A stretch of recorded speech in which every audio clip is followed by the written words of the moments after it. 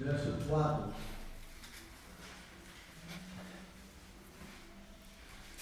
Diz assim: porque se Deus não perdoou aos anjos que pecaram, mas havendo-os lançado no inferno, os entregou às cadeias da escuridão, ficando reservados para o juízo. E não perdoou ao mundo antigo, mas guardou a Noé, a oitava pessoa, o pregoeiro da justiça, ao trazer o dilúvio sobre o mundo dos ímpios.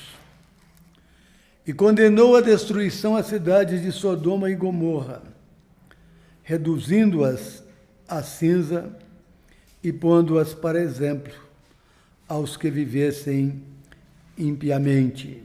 Verso 17. Estes são fontes sem água, nuvens levadas pela força do vento, para os quais a escuridão das trevas eternamente se reserva. Agora, voltando para o livro de Jó, no capítulo 10. Jó é o livro que antecede, é o livro antes do livro de Salmos.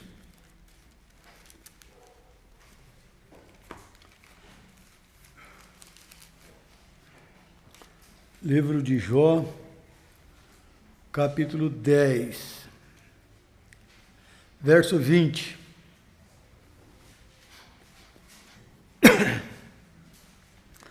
Diz assim: porventura não são poucos os meus dias? Cessa, pois, e deixa-me, para que por um pouco eu tome alento. Antes que eu vá para o lugar de que não voltarei, à terra da escuridão e da sombra da morte. Terra escuríssima, como a própria escuridão, terra da sombra da morte, e sem ordem alguma, e onde a luz é como a escuridão. Finalmente, um versículo ou dois no livro de Apocalipse, no capítulo 14. Livro de Apocalipse, capítulo 14.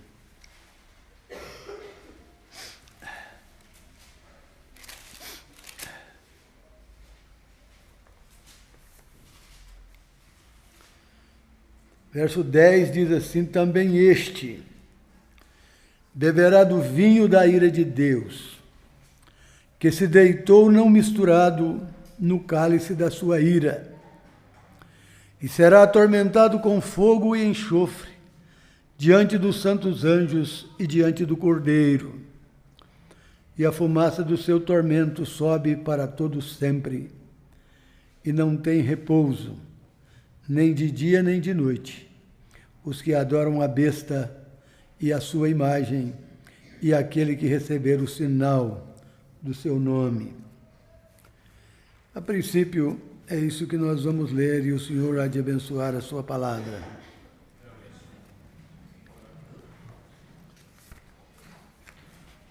Hoje, quando eu acordei, e os primeiros pensamentos que me vieram à mente nesse dia foi pensar numa pessoa entrar na eternidade sem Cristo. E eu estava pensando nessa experiência. Como a Bíblia destaca as condições de uma pessoa na eternidade, nos seus pecados. O Senhor Jesus Cristo, quando falou disso, ele disse que lá o bicho não morre, o fogo não apaga. Ele disse que lá haveria choro e ranger de dentes. Nós lemos aqui em 2 Pedro 2, sobre a situação daqueles que Deus não perdoou. Por que Deus não perdoou? Porque não creram nele. Não confiaram nos recursos que ele providenciou para a salvação E porque recusaram esses recursos, não foram perdoados. E como Pedro relata aqui, essas pessoas foram lançadas num lugar que ele destaca como a escuridão. Quando eu estava pensando nisto, eu lembrei de uma experiência própria que eu tive aqui no Gama há uns anos atrás. Há uns anos atrás eu peguei um ônibus para o plano piloto e era comum que quando eu viajava naquele ônibus bem de manhã, mais ou menos umas 6 horas da manhã, ali em frente ao SESI, uma senhora e 3 filhas sempre embarcava neste ônibus. E numa dessas vezes em que esta senhora embarcou neste ônibus, ela tinha 2 filhas maiores, mais ou menos, penso até que eram gêmeas, não sei se era, mas penso que era, mais ou menos da idade de 16, 17 anos. E ela tinha uma outra filha de mais ou menos 10 anos de idade, entre 10 e 12 anos. E aquelas 3 filhas daquela mulher eram cegas. E sempre aquela mulher pegava aquele ônibus, naquele mesmo horário que eu pegava aquele ônibus. E houve um dia em que aquela cena se repetiu. E sempre aquelas 3 filhas passavam primeiro do que elas. Mas houve um dia que aquela menor, ela foi tomada de um pavor, de uma angústia, de algo indescritível. E ela gritava atordoada dentro daquele ônibus pela sua mãe. E todo mundo, é lógico, foi chamado para observar aquela cena. E a grande razão daquela angústia, daquele pavor, é sentir-se insegura. É não sentir a mãe perto dela. Ela viu-se lançada num lugar onde ela não encontrou nenhum lugar de apoio, nenhum lugar de alívio. E o pavor e a angústia encheu o coração e a alma daquela mocinha. Eu estava pensando hoje que a experiência daquela mocinha é semelhante à experiência de um ser humano quando entra na eternidade sem Cristo. Eu estava pensando que aquele mesmo cenário é o mesmo cenário que é visto, contemplado, quando uma pessoa deixa este corpo e é introduzido na eternidade, neste lugar de escuridão, onde ele não vê nada onde possa apalpar, onde ele não vê ninguém em que ele possa pedir uma ajuda, onde ele não tem nada que ele possa se agarrar. Eu sei que esta ilustração real que estou trazendo para a nossa mensagem nesta noite, ela está muito aquém da realidade daqueles que entram na eternidade sem Cristo. Mas é uma pequenina figura do que acontece quando uma pessoa deixa esta vida e entra na eternidade sem Cristo. Quando eu pensei na experiência desta menina, eu lembrei daquele voo da Air France, que caiu no oceano também. Eu lembrei daquele voo da Gol, que aquele Legacy cortou um pedaço da asa dele. E eu lembrei que em muitos acidentes aéreos, aqueles que estão no avião, quando sabem que ele vai cair, eles entram num estado de pavor, que ninguém pode descrever. Mas todos esses cenários que nós trazemos para a nossa história desta noite, eles ainda não podem ser comparados à história de uma pessoa que deixa esta vida para viver eternamente sem Cristo. E é por isso que é muito importante nós atentarmos para o que nós temos lido na Palavra de Deus. E note bem que tudo isso foi escrito para o nosso ensino. E Deus escreveu estas coisas para nos mostrar que Ele não quer que nós passemos por esta experiência. A morte do Calvário foi uma cena de horror. Nenhum homem pode descrever a cena do Calvário. Nenhuma pessoa pode penetrar nos profundos detalhes daquela cena. Ali estava um sofredor sozinho. Ali estava uma pessoa justa, uma pessoa santa, mas uma pessoa que tomou sobre si voluntariamente a responsabilidade de morrer por aqueles que deveriam morrer. Nós aprendemos no livro de Atos, no capítulo 3, Pedro diz para aqueles judeus: vocês mataram o autor da vida. Nós aprendemos das suas próprias palavras em João capítulo 14, verso 6, ele dizendo: eu sou a vida. João escreveu dele no capítulo 1 do seu evangelho, dizendo: nele estava a vida. E a vida,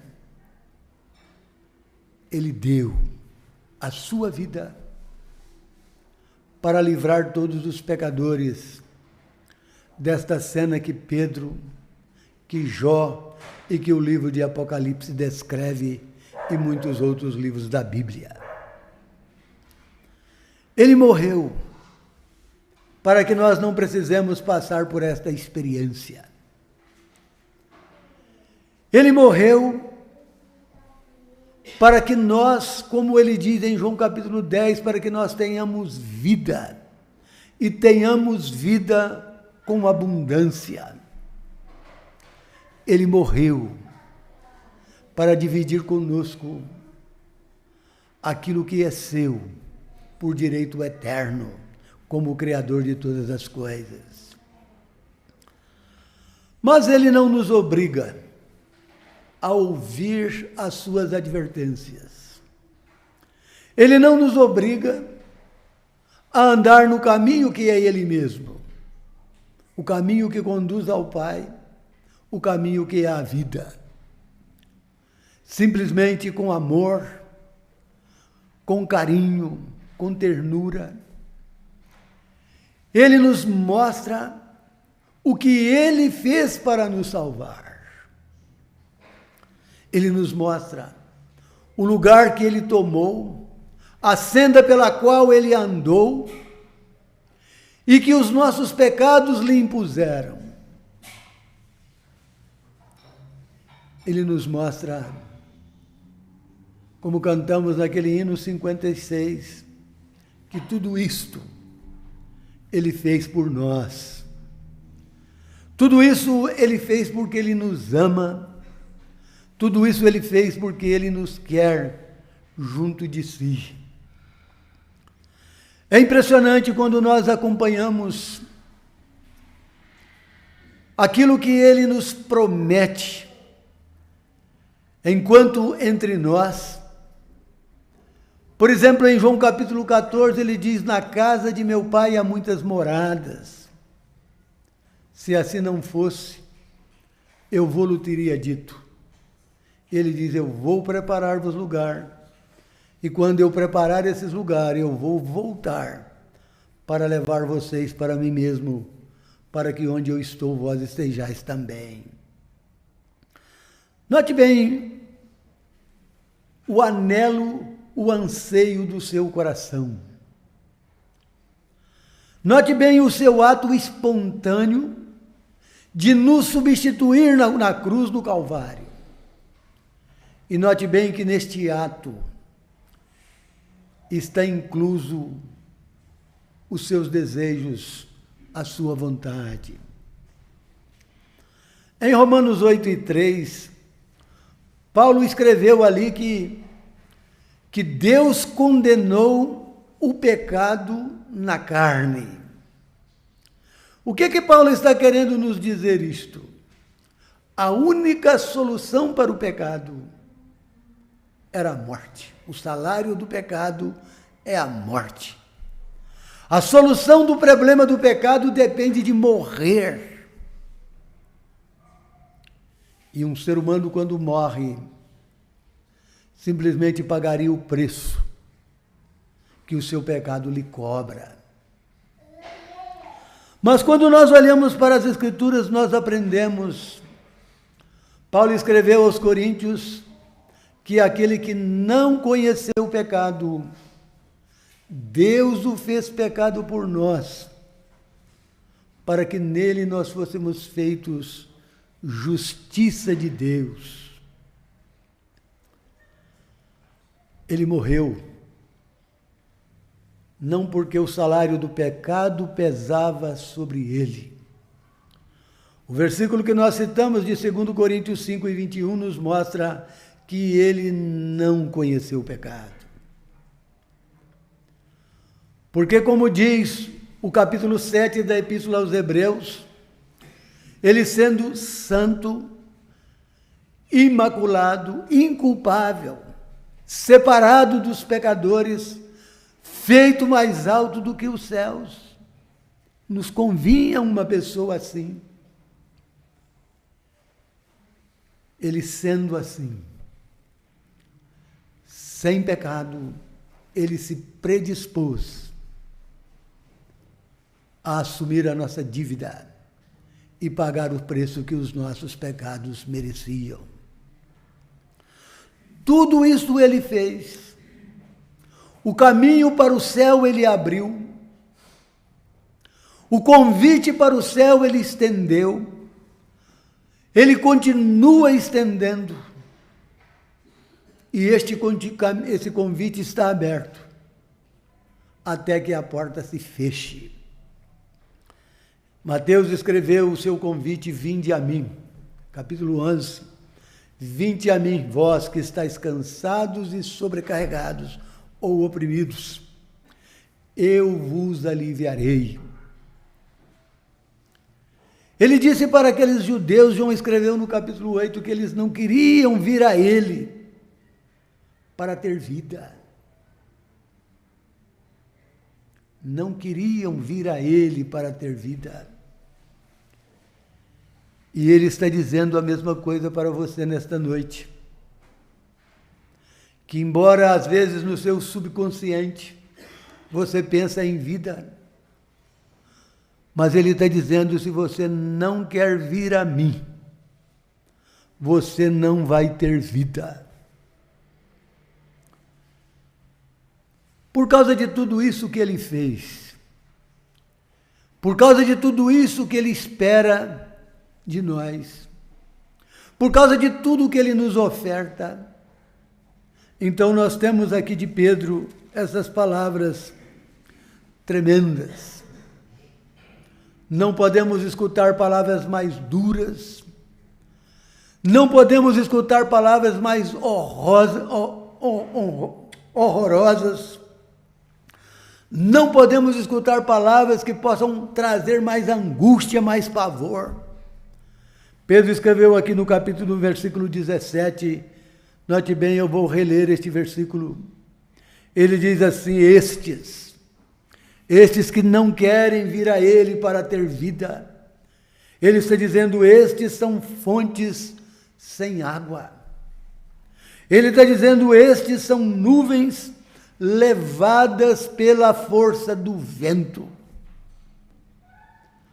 Pedro está dizendo, para estes, para os quais, o que está reservado? Pedro diz, está reservada a negrura, a negridão das trevas para sempre. Eu me arrepio de pensar nisto. O horror disto. Não existe nada pior do que a escuridão. Não existe nada mais horroroso do que a escuridão. Eu mencionei o caso daquela mocinha. E há hoje, na eternidade, não sabemos quantos milhares de pessoas em trevas eternas. Há hoje neste mundo bilhões de pessoas caminhando para esta escuridão, caminhando para este cenário onde nunca mais, por toda a eternidade vindoura, verão a luz. Nunca mais. É arrepiante pensar nisto. É doloroso pensar nisto. Dói na alma. E é por causa do horror disto que Deus não quer que nenhum se perca. É por causa do horror disto que Deus enviou seu Filho ao mundo. Não para que condenasse o mundo, mas para que o mundo fosse salvo por ele. É por causa do horror disto que o Senhor Jesus Cristo suportou a cruz. Ele sentiu no meu lugar, no teu lugar, o horror da justiça que os meus e os teus pecados merecem.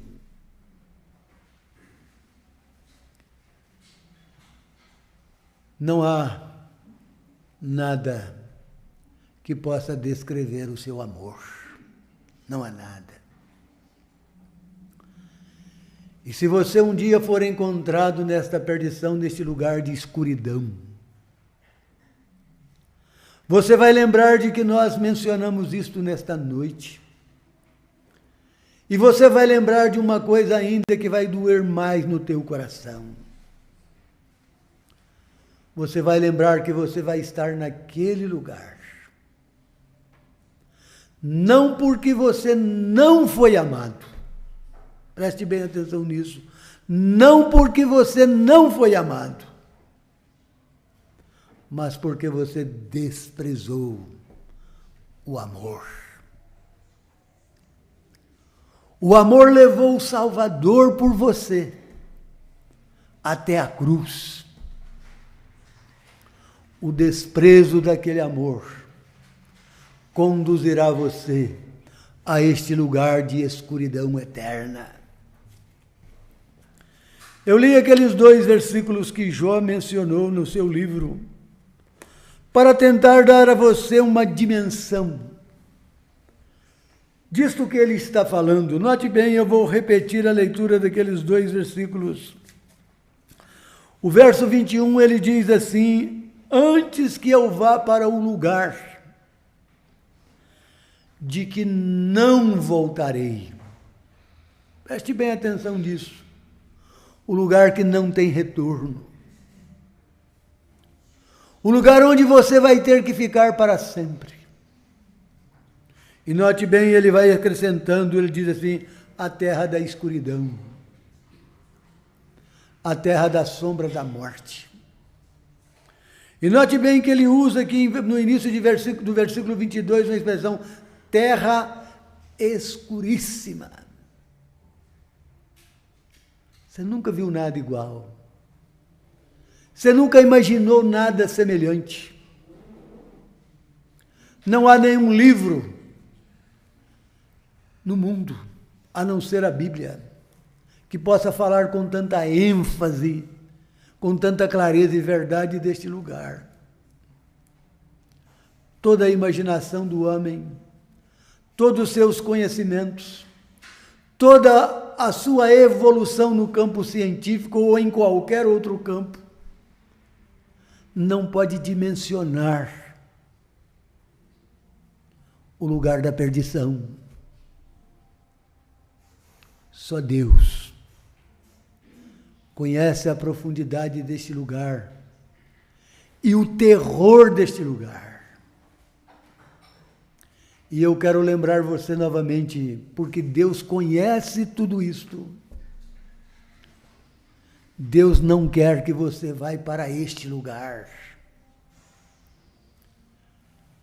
Se você parar para pensar, porque Deus deu, como diz João 3,16, Deus amou o mundo de tal maneira que deu. Deu o quê? Deu uma criação? Não. Deu seu filho, unigênito. E Deus deu o seu filho unigênito para quê? Para que você está incluído aqui, para que todo que nele crê não pereça, não vá para esse lugar de escuridão, mas tenha a vida eterna. Imagine o que Deus deu.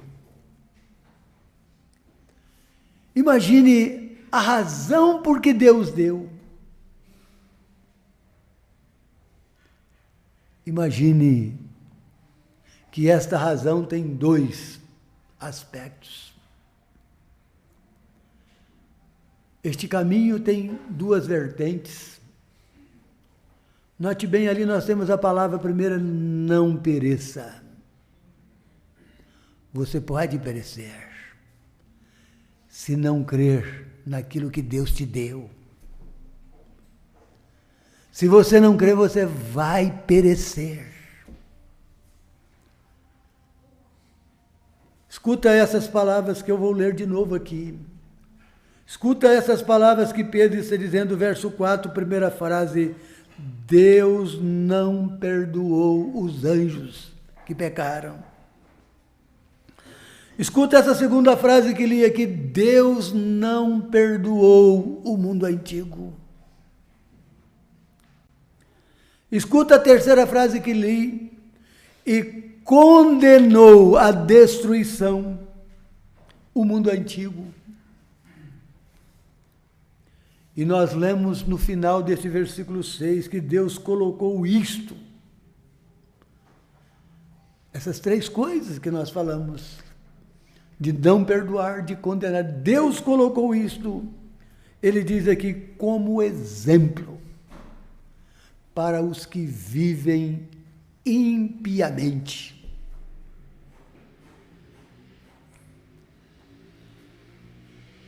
Deus não vai poupar você. Se você voltar para o livro de Romanos, você vai ler que Deus não poupou o seu próprio filho. E ali também Paulo diz que ele não vai poupar você. A única maneira de você não ser condenado, o próprio Senhor Jesus Cristo explicou isto. Eu posso citar, mas eu quero ler. De repente você vai preferir ouvir a leitura. Mas note bem, nós citamos o versículo 16 do capítulo 3 do Evangelho de João. E se você chegar no versículo 18, João escreveu ali essas palavras. Ele disse assim: quem nele crê não é condenado. Preste bem atenção. Deus não perdoou. Lemos em 2 Pedro. E aqui João está dizendo, quem nele crê não é condenado. Em outras palavras, é perdoado. E ele diz depois, mas quem não crê já está condenado. Deus deu para que você não pereça. Deu para que você tenha a vida eterna. E Deus diz que se você crê nele, você não vai perecer, porque você não vai ser condenado. Mas o mesmo Deus diz também, se você não crê, você vai perecer, porque você já está no terreno da condenação. Você já está condenado. Eu não sei se você já parou para pensar na solenidade, na gravidade de uma vida nos seus pecados. Eu não sei se você já parou para pensar no perigo que ronda a eternidade da sua vida. Eu não sei se você já parou para pensar que o tempo que você tem vivido neste mundo é um período em que Deus, em sua longanimidade, tem tolerado você nos seus pecados, tem suportado você nos seus pecados, com a finalidade de salvar você pela obra que Cristo fez na cruz do Calvário. Eu não sei se você já parou para pensar, e eu quero repetir o que já disse, que Deus está fazendo tudo isto para que você não vá para este lugar de escuridão, este lugar de tormento. Lembra o que disse aquele rico para o pai Abraão? Ele disse para o pai Abraão: Pai Abraão, eu tenho 5 irmãos. Mande alguém lá, falar com eles da situação que estou aqui, para que eles não venham para este lugar de tormento. Você já pensou que os seus parentes, que saíram desta vida sem Cristo, estão lá implorando por você que está aqui, para que você dê crédito ao Evangelho de Deus, para que você ouça a voz de Deus, para que você não vá para aquele lugar de tormento? Talvez você nunca pensou nisto, mas lá no inferno tem parente seu, tem parente meu, gritando, implorando, suplicando, que este Evangelho chegue até você e que você receba-o, para que você não vá para aquele lugar onde eles estão, na escuridão, aflitos, angustiados, atormentados. Nós estamos tratando da questão número 1, primária das nossas vidas. Não estamos aqui com o objetivo de atormentar e fazer medo em ninguém. Estamos aqui com a responsabilidade de colocar diante de você o que é a eternidade, e principalmente a eternidade sem Cristo. O que espera a tua alma, se você insiste, se você continua nos seus pecados. Nós estamos aqui para apontar você que é um Salvador, que é um caminho, que é um escape. Não há vários, há apenas um. Só há um mediador entre Deus e os homens, diz Paulo para Timóteo.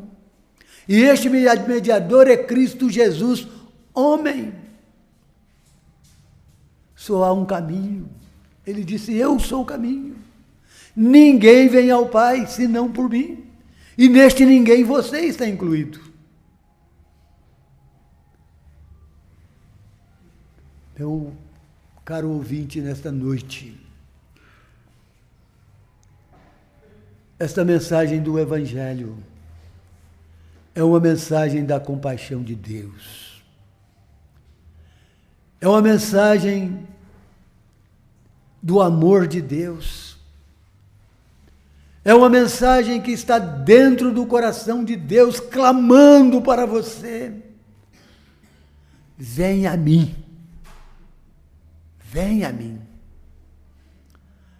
Se você está cansado, se você está sobrecarregado, não importa a tua condição, vem a mim, eu vou te dar descanso, eu vou te aliviar. Em outras palavras, eu vou tirar você da perdição, eu vou levar você para o meu reino eterno. Como é precioso ler Colossenses 1, quando Paulo escreve ali no verso 12 que ele nos tirou do império das trevas e ele nos transportou para o reino do Filho do seu amor. Ah, que coisa preciosa! É estar convicto de que agora eu fui livre desta escuridão do império das trevas. Agora eu fui transportado para o reino do Filho do seu amor.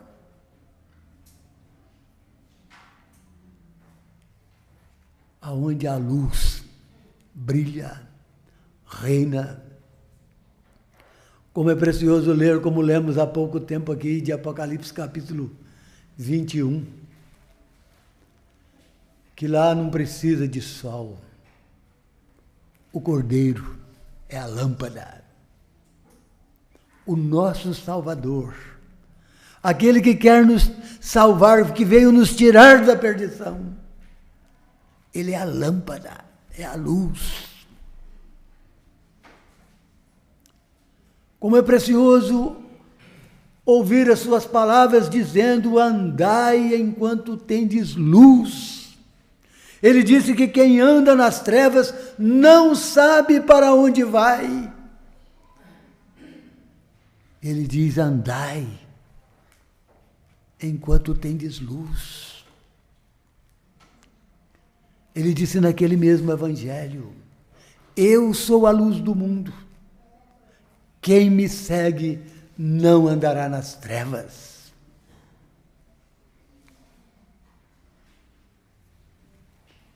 Por isso, a importância disso tudo que nós temos procurado apresentar para você nesta noite. No livro de Apocalipse, nós lemos aqueles 2 versículos.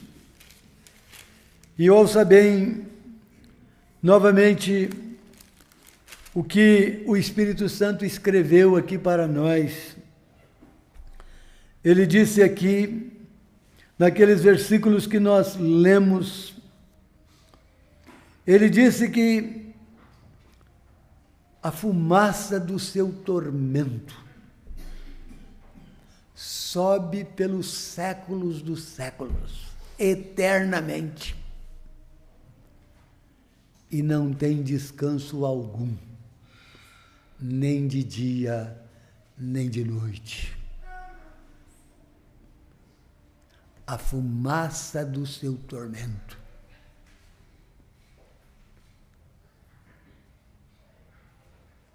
Eu tenho certeza que qualquer pessoa em sã consciência que parar para pensar na sua situação sem Cristo, nos seus pecados,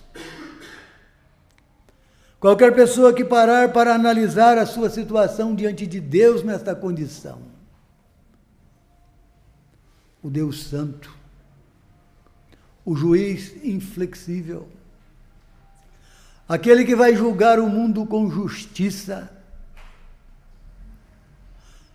aquele que vai julgar tudo baseado naquela obra da cruz. Aquela obra é o código de regras daquele julgamento. É precioso como Lucas, no capítulo 23, ele relata a situação daqueles 2 malfeitores. No versículo 39, ele fala de um blasfemando. E do versículo 40 até o 43, ele fala de outro, que olhava para ele e dizia: você nem menos temes a Deus, estando sob a mesma condenação. Ele dizendo: você e eu estamos aqui porque os nossos feitos mereciam. olhou para o Senhor no meio e disse: mas este nenhum mal fez. E olhou de novo e disse: Senhor, lembra-te de mim quando entrares no teu reino. Qual foi a resposta? Hoje mesmo estarás comigo no paraíso. Hoje mesmo. Aquele homem entregou a sua vida ali, quase junto com a vida do Senhor.